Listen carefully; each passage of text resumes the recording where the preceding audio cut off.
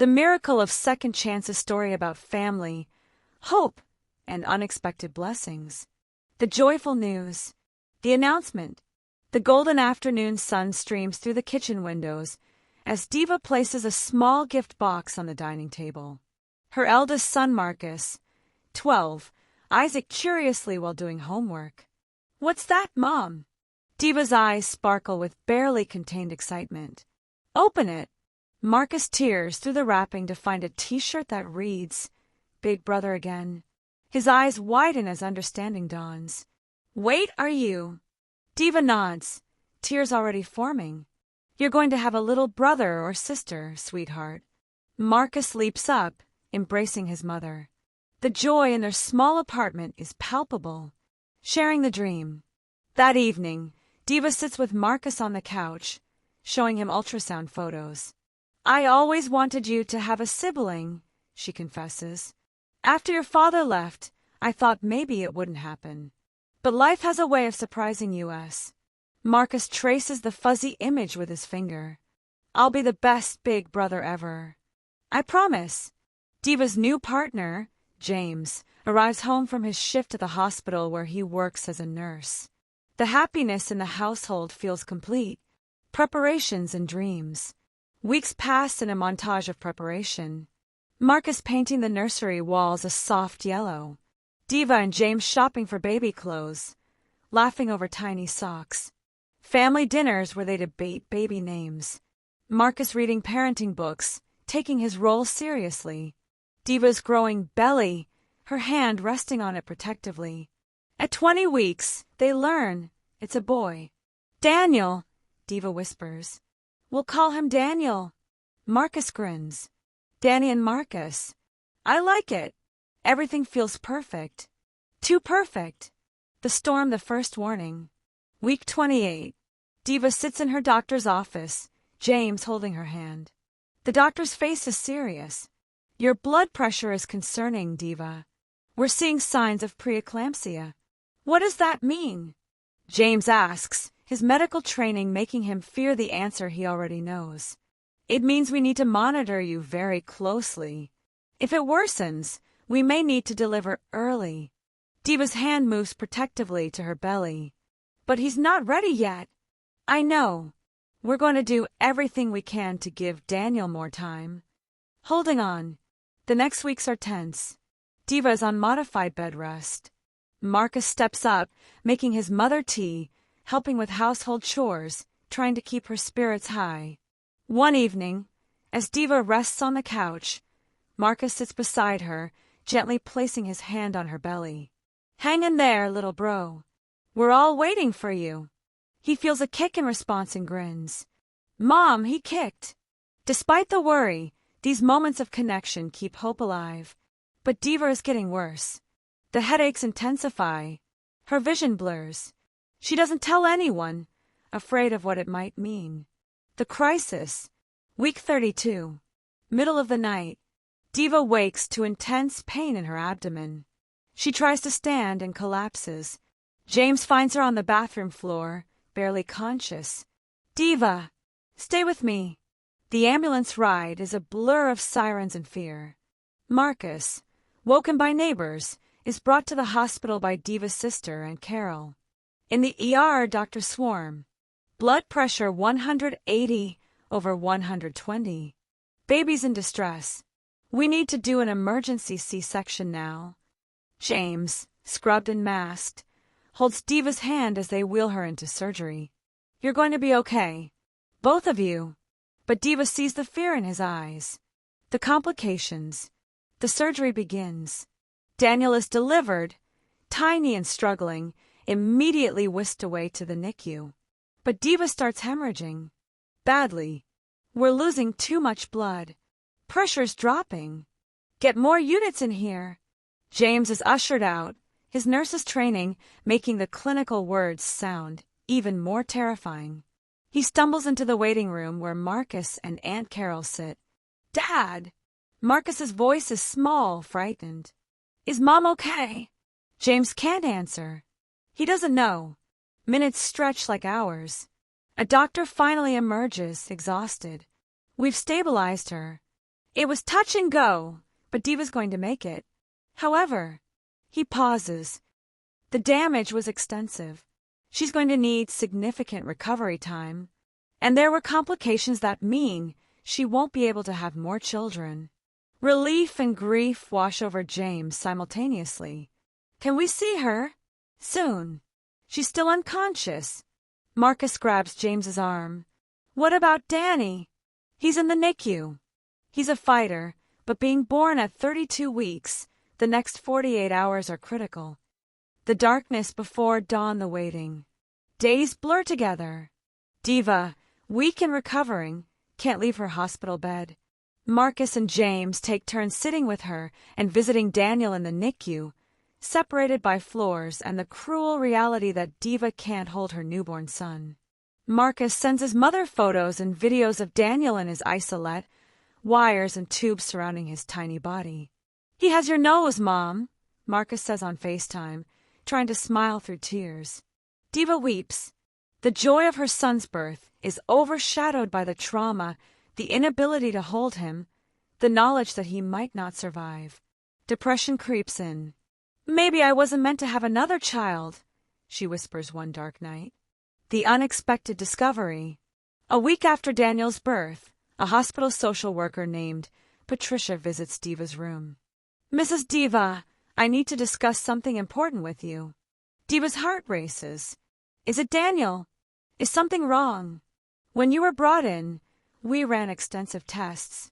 Your blood work showed some unusual markers, so we did additional screening. What kind of markers? Patricia sits down gently. You have a rare genetic blood disorder.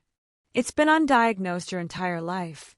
It's likely what made you high risk, what caused the preeclampsia and complications. Diva stares. A disorder? But I've been fine all my life. You've been lucky. But this information is crucial because... Patricia hesitates. Both your sons need to be tested. This condition is hereditary. The second blow. The tests come back. Marcus is negative, but Daniel carries the same genetic marker. A pediatric hematologist explains, with proper monitoring and treatment from birth, Daniel can live a completely normal life.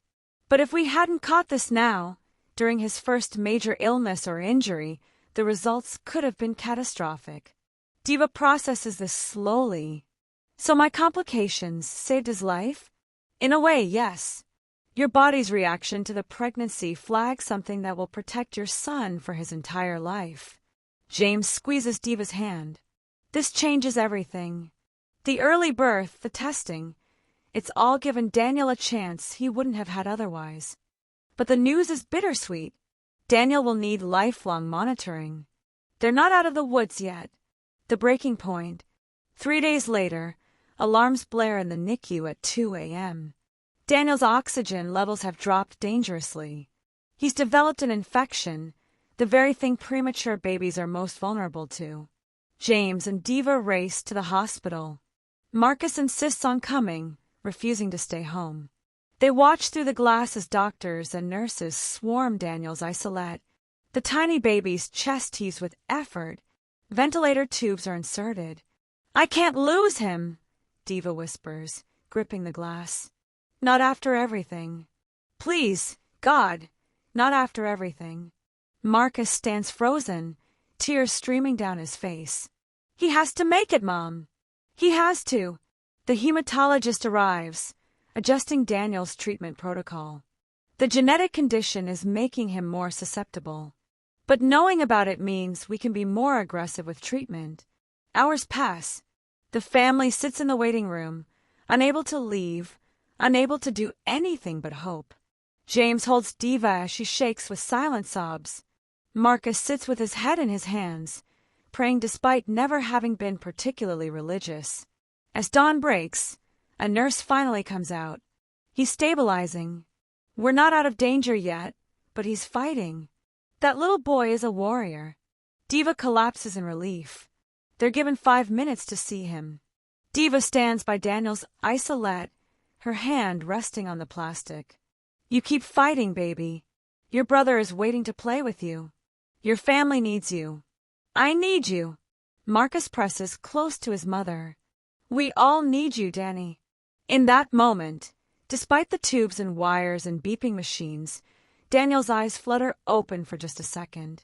Just long enough for Diva to see them, dark like hers, filled with the same determination. He's going to make it, she whispers. I know he is. The triumph turning the corner. Week 2 in the NICU. Daniel has gained weight. His breathing improves. The doctors are cautiously optimistic. Diva, finally in a wheelchair, is brought down to the NICU for the first time. When she reaches through the isolette holes to touch her son's tiny hand, Daniel's fingers wrap around hers. She sobs. Hi, baby. It's Mommy. Nurses cry too. Even the tough NICU staff can't help it. James stands behind Diva, his hands on her shoulders. Marcus presses close, watching his baby brother with awe. We made it, Mom, Marcus whispers. We all made it. Turning the corner. Week 2 in the NICU, after the infection scare. Daniel has beaten the odds. His breathing improves. He's gaining weight. The doctors are cautiously optimistic. Diva, finally in a wheelchair, is brought down to the NICU for the first time. When she reaches through the isolette holes to touch her son's tiny hand, Daniel's fingers wrap around hers. She sobs. Hi, baby. It's Mommy. Nurses cry too. Even the tough NICU staff can't help it. James stands behind Diva, his hands on her shoulders. Marcus presses close, watching his baby brother with awe. We made it, Mom, Marcus whispers. We all made it. Marcus's struggle. Back at home, Marcus sits alone in his room. The weight of the past weeks crashes down on him. He's been trying to be strong for his mother, but he's only 12. He's scared. He's exhausted. Aunt Carol finds him crying quietly. Hey, sweetheart. What's wrong? I almost lost them both, Marcus chokes out. Mom and Danny. I thought I was going to be alone. Carol sits beside him, wrapping her arm around his shoulders. But you're not alone. They're both here. They're both going to be okay. I know. But what if something happens again? What if? Marcus, look at me. Carol turns him to face her. You've been so brave, so strong, but you don't have to carry this fear by yourself. It's okay to be scared. It's okay to need help too. Marcus nods, tears flowing freely now. That evening, when James comes home from the hospital, Marcus asks to talk to him. Dad, can I talk to someone? Like a therapist or something. I keep having nightmares about that night. About losing Mom. James pulls Marcus into a tight hug. Of course. We'll find you someone to talk to. You've been through trauma too, buddy. We all have. There's no shame in getting help. Marcus feels a weight lift. He doesn't have to be the strong, big brother every second. He can be a scared kid sometimes too. Diva's reckoning. In her hospital room, Diva meets with a psychiatrist specializing in postpartum trauma. I should be grateful, Diva says, staring at her hands. Daniel is alive. I'm alive. But I feel broken. Birth trauma is real, Dr. Chin says gently. What happened to you was terrifying. You nearly died. You can't hold your baby when your body is screaming to. You're grieving the birth experience you didn't get to have. I feel guilty for grieving when I should just be thankful. Gratitude and grief can coexist. You can be thankful Daniel survived and still mourn what you lost. The ability to have more children. The peaceful birth you hoped for. The immediate bonding you missed. Diva breaks down. I wanted to hold him right away. I wanted that moment. And instead, I woke up hours later, and he was in a box surrounded by machines, and I couldn't even get to him. Tell me what you need to heal. Diva thinks. I need to forgive myself. For not being able to carry him longer. For my body failing. Your body didn't fail, Diva. Your body saved both of you. It sent up warning signals. It fought to survive. That's not failure. That's a miracle. The words crack something open in Diva. Maybe Dr. Chin is right. Maybe survival is its own kind of victory. The long road home. Daniel spends 6 weeks in the NICU. 6 weeks of progress and setbacks, good days and scary nights. But slowly, steadily, he grows stronger. Diva recovers too, physically and emotionally. She attends support groups for mothers who experience traumatic births. She processes her grief about not being able to have more children, eventually finding peace. "I have 2 beautiful sons," she tells James one evening. "That's more than enough. That's everything." The hematologist starts Daniel on a treatment protocol. It's manageable, a small pill once a day once he's older, regular checkups. A small price for a full life. Homecoming. Finally, the day arrives. Daniel, now weighing 6 pounds and breathing on his own, is cleared to go home. Marcus has prepared everything. The nursery is perfect. Soft toys arranged carefully, a mobile hanging above the crib that plays lullabies. When James carries Daniel through the door in his car seat, Marcus is bouncing with excitement. "Welcome home, Danny!" Diva, still recovering but stronger each day, settles into the rocking chair with Daniel in her arms. He's so small, but he's a fighter. He's perfect. That night, the 4 of them sit together in the living room. Marcus holds Daniel carefully, James's arm around Diva. "You know," Diva says softly, "I used to think a happy ending meant everything going according to plan. No complications, no fear, no pain. And now," James asks, "now I know a happy ending is about what you do with the complications. How you find strength you didn't know you had. How love carries you through." Marcus looks up from his baby brother. "And how the scary stuff sometimes leads to the good stuff. If Danny hadn't been born early, we wouldn't have found out about his condition in time." Diva nods, tears streaming down her face. Every moment of fear was worth it for this. For all of us being here together. 1 year later, epilogue. Daniel's first birthday party fills the apartment with laughter and love. He's crawling, babbling, thriving. The genetic condition is managed perfectly. You'd never know he'd had such a difficult start. Marcus, now 13, is the best big brother, patient and protective. He reads to Daniel every night, makes him laugh with silly faces, teaches him to clap. Diva stands in the kitchen with Aunt Carol, watching her family. "You've been through so much," Carol says.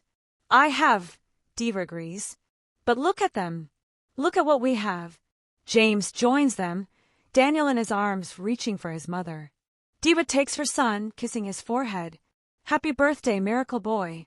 Daniel giggles, grabbing her nose. Marcus brings over a cupcake with a single candle. "Make a wish, Mom. You get to make the wish."